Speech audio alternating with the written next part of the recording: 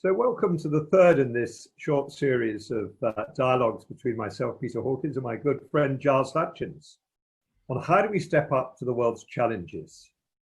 Last time we talked about the 7 interconnected global challenges, and we looked at how we cannot address them one by one, but we have to attend to the interconnections.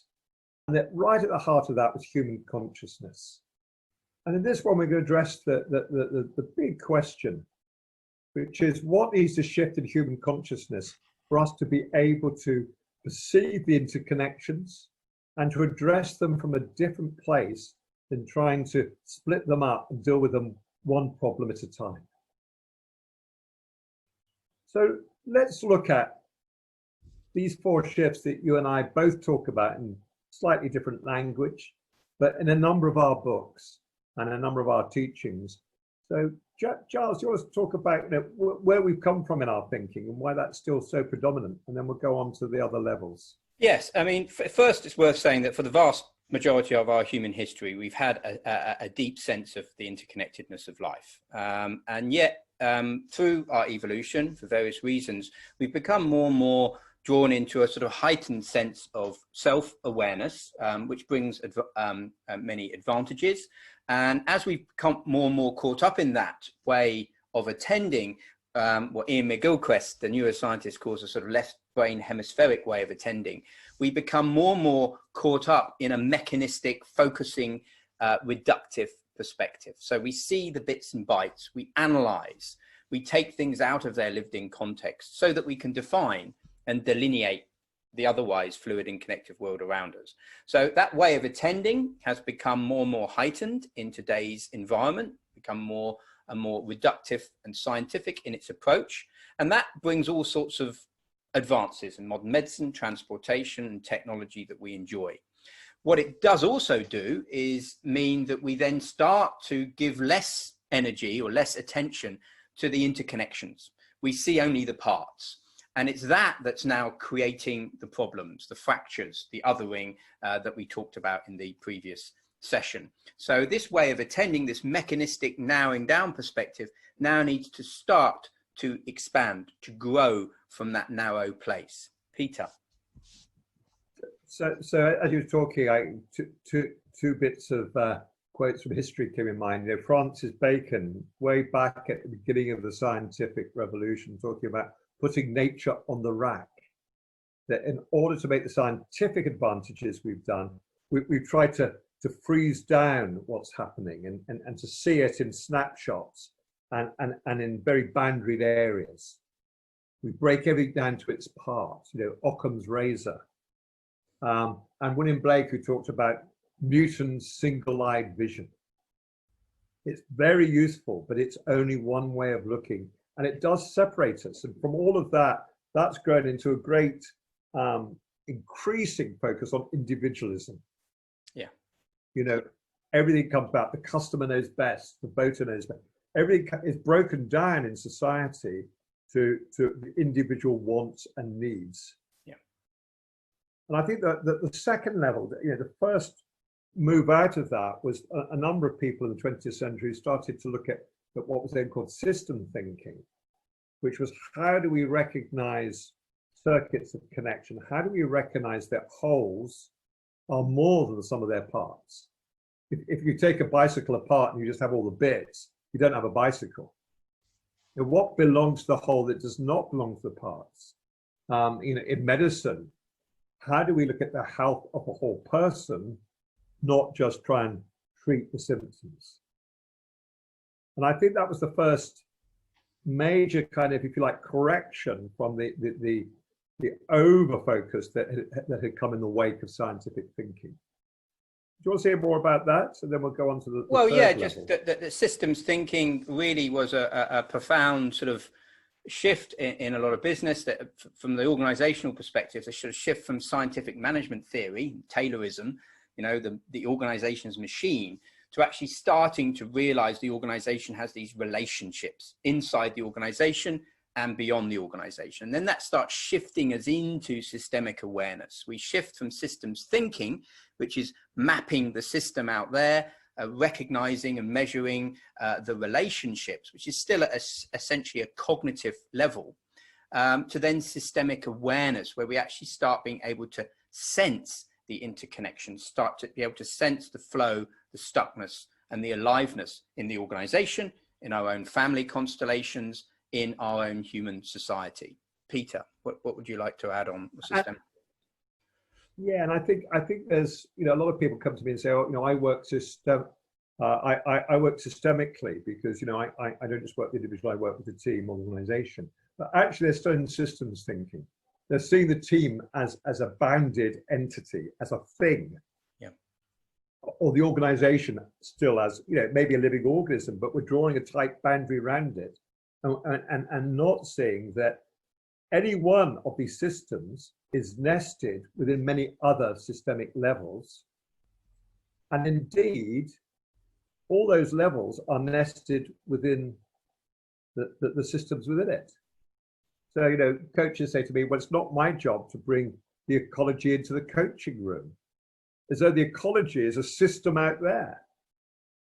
And, you know, I once responded and said, well, you know, do your clients not eat? Do they not breathe? Because if they do, the ecology is already in the room. It's inside us. Yeah.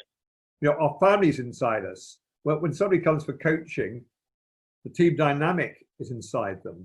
Their family system is inside them. The organizational culture is in the room, inside them. The human consciousness is inside them. The ecosystem is inside them. So that notion that we're nested within many systems and all those systems are nested within us is also, I think, a very important shift from system thinking to systemic awareness. Yeah. And then it's even also then moving into ecosystemic as you're talking, you know, so this shift, you put it on the slide here, so kind of green going into to teal, it is, funnily enough, sort of relates also to some of Claire Graves's adult developmental psychology work, the shift from tier 1 consciousness to tier 2, and the fundamental, what he called a momentous leap in human kind. It relates to Bateson's expression, which is it's a shift in how we're being and knowing. It's an opening into the interconnectedness of life. So the person who says it's not my job to bring the ecology in the room is still kind of rationalizing. They're still kind of planning this, that there's a system, which is the family. There's a system, which is the organization. There's a system, which is the ecology. When we shift, and it's a consciousness shift that we can create quite simply in ourselves, and it's something that's innate within us as human beings.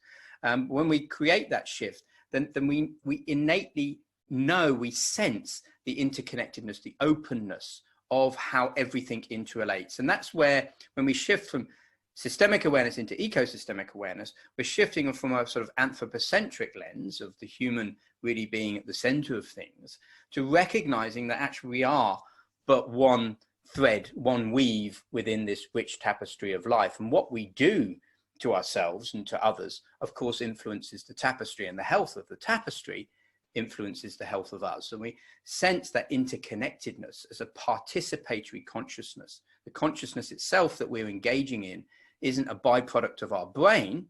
Again, that's a reductive thinking. We are actually engaging in the consciousness of life, whether that be the ecology, whether that be biodiversity loss, climate change, or whether it be social inequality. All of these issues then come about by how we are showing up and how we are engaging and connecting with ourselves and others.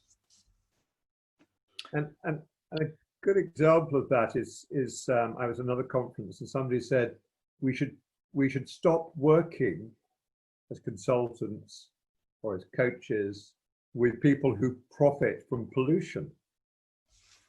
And I just said, but that's all of us. Yeah, we all profit from pollution.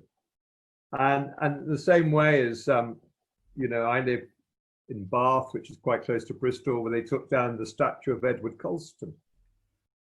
And because he profited from slavery. But then so did nearly everybody who we've got statues of from the 18th and 19th century.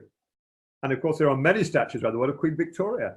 And the royalty made more money out of slavery than Edward Colston. And so then I start to get to saying, well, you know, we still see we atomize the problems. Yeah.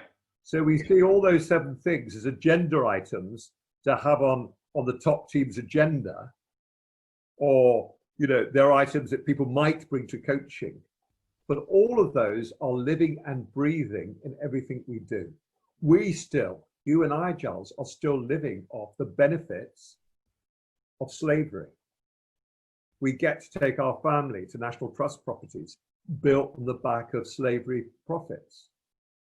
We have cultural institutions that were built on slavery. You know, we are profiting still from slavery and from pollution. And unless we can recognize that the problem isn't out there, it's not caused by us, we are participators in it, and start from that position.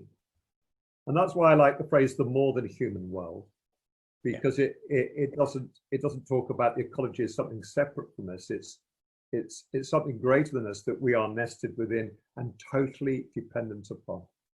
And this is where I find simple practices like deep listening, being in nature, vision quests, leadership immersions, and we'll talk about this more in the next session, are great at opening us up, allowing us to permeate, not judge, not blame, but actually sit with, listen, heal the wounds that we're all experiencing, and then allow from that place to truly hear the other within us, within the others. And from that place, true healing can occur. And we tap into a quality of consciousness that reaches into a different place where we can create real relationships of truth and justice. So that's a lovely segue to say, do come back for our fourth very short dialogue to look at what can we each do to make a difference to this. Thank you.